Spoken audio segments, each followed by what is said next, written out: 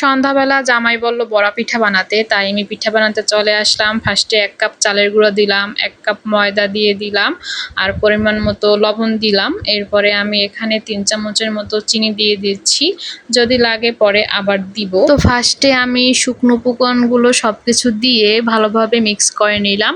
আর আমি ফ্রিজ থেকে একটা ডিম নামিয়ে রেখেছিলাম, এটা এখন দিয়ে দিচ্ছি।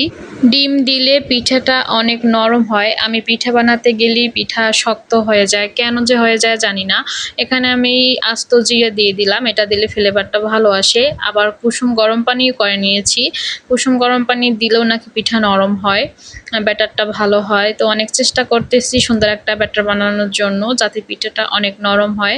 শক্ত হলেই জামাই ডাক নেয় যে এত শক্ত কেন হয়েছে, নরম কেন হয় না, সব কিছুই পারো, পিঠাটা কেন নরম বানাতে পারো না, শিখে নাও। তো আজকে অনেক চেষ্টা করতেছি পিঠা নরম বানানোর জন্য। তো এদিকে তেল গরম হয়ে গেছে, এক এক করে পিঠাগুলো এখন ভেজে নিচ্ছি।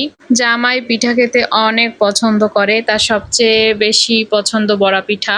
তো এটা মাঝে মাঝেই আমার বানানো হয়। এর আগে সবসময় গুড় দিয়ে বানিয়েছি, আজকে অনেকদিন পরে চিনি দিয়ে বানালাম। বাসায় গুড় নাই, যে সময় গুড়ের সিজন ছিল তখন অনেক গুড় থাকতো, বাসায় বানিয়ে ফেলতাম।